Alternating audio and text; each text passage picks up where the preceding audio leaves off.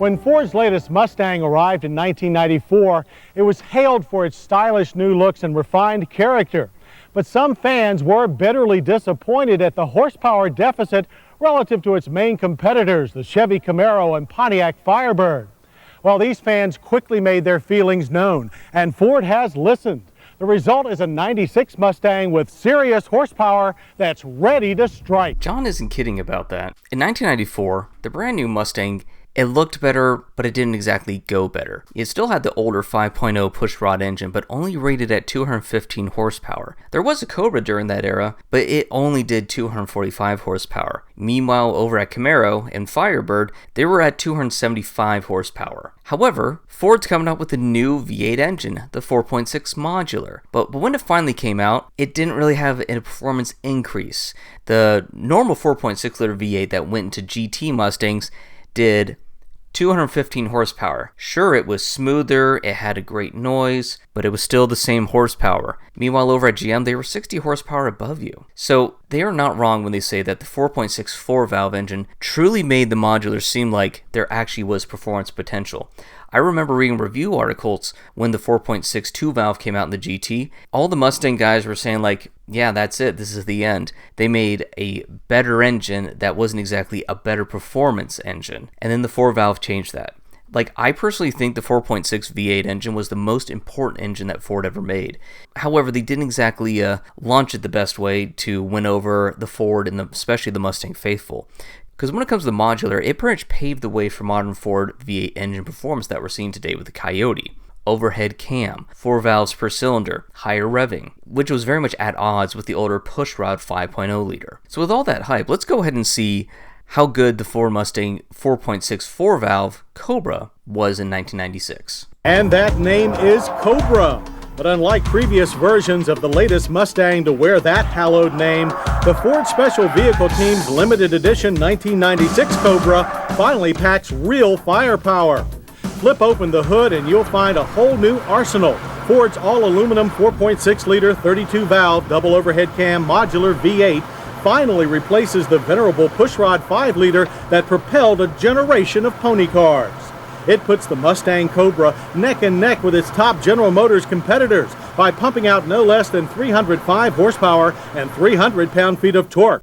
On my video of the 93 Mustang Cobra, this is kind of what I was talking about. The 93 Cobra only did 235 horsepower. The 94-95 Mustang did about 245-250 horsepower. It always felt like Ford was just kind of doing a little bit extra. And I think it's because they knew that the Modular was coming that way, was coming down the pipeline, and they just didn't see a point in pushing the 5.0 farther. The 4.6 4-valve really was the clean sheet that Ford needed to say, hey, we actually have performance. We're not just going to shove slow, and we're not just going to shove.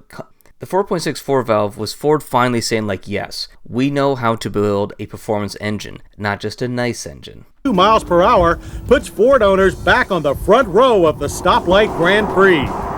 Channeling all that power to the rear wheels is a notchy but solid Borg-Warner T45 5-speed manual transmission. Don't even ask for an automatic. Like anyone with all this deep, low-down torque to play with ever would. And the playtime doesn't end when the road gets twisty. The 4.6 V8 required a new front suspension carrier that prompted SVT to even further rework the Cobra's suspension geometry. While you can still steer by throttle, this Fox chassis is far less tail-happy now, and actually a pleasure to drive in the wet. Unique variable rate springs and a new power steering system help give the 96 Cobra a more solid European feel and make it the sweetest handling pony car yet.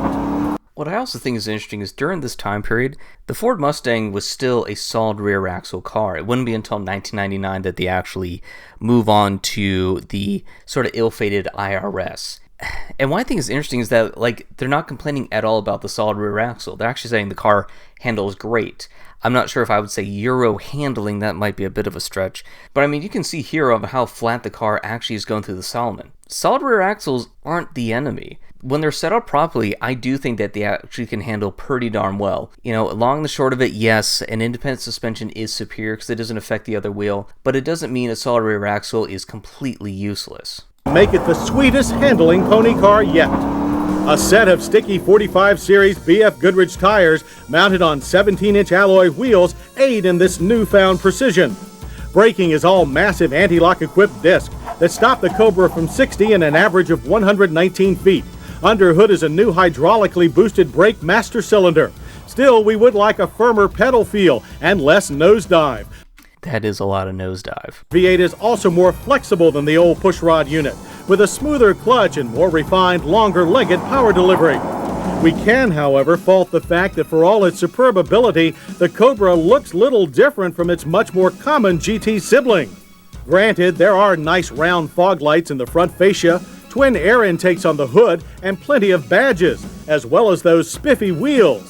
But our favorite styling feature, the return to vertical taillight lenses, is shared by all 96 Mustangs. I actually disagree with them. I like how the styling is. I like that it's still a little bit more subtle, but it's not so subtle that you will get them confused. Actually, that was the issue with the 94-95 Cobra. They really did not look different. But I like the round fog lights. I love the headlights, and I'm surprised that they didn't actually become standard across all Mustang, the clear headlights versus the diffuser style. I also think it's nice that the nostrils on the hood are actually functional. It's nothing to complain about, since it's the best cockpit in the American pony car class. The wraparound dash with its dual airbags, large clear gauges, and handy, easy-to-use controls is top-notch, while the thick supported bucket seats fit everyone on our staff. Rear seat room remains coupe-tight, normal for the pony car class. I actually have some complaints about the interior. I love the layout. Of course I do. I literally am in one every day. But man, that is an ugly color. I don't know what Ford was thinking about when it came to that really barfy tan color. And also, I think the seats are a little bit lackluster too. When it came to the new Wedge Mustang, they at least started to upgrade the seats so there was some lateral support. This is still very much in the idea of like, oh, a Mustang goes fast in a straight line. Who needs to be caressed and held into one spot? Especially those leather seats, like while they might be comfortable, they are very slick. The price, however, is right in line with the Cobra's GM rivals. The base Cobra runs $24,810. Add in its only option package, which includes leather and a premium sound system, plus destination and delivery charges, and the final total is $26,645. In the world of high performance, that's quite a bargain. And even though only about 700 SVT-approved Ford dealers will be able to sell Cobras, it's still clearly a good idea. The folks at Auto Week obviously agreed. So clearly we can see that the 4.64 valve was a solid upgrade for the Mustang, and it finally made the Mustang competitive again. One area that Ford has always done really well on was sales.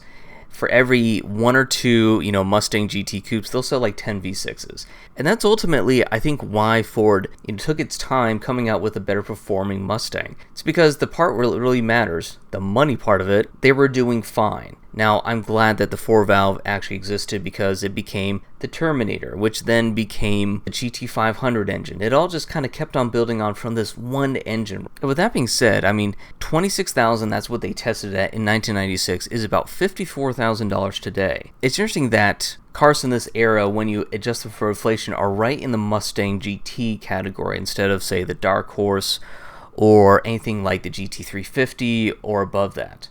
To me, that says that the S650 Mustang, the Mustang GT, really stretches from, entry-level performance, as entry-level as we can get, all the way up to completely loaded. But what do you think? If it was 1996, would you go ahead and buy a 4.64 valve Mustang Cobra? Me, personally, yes. Every day of the week.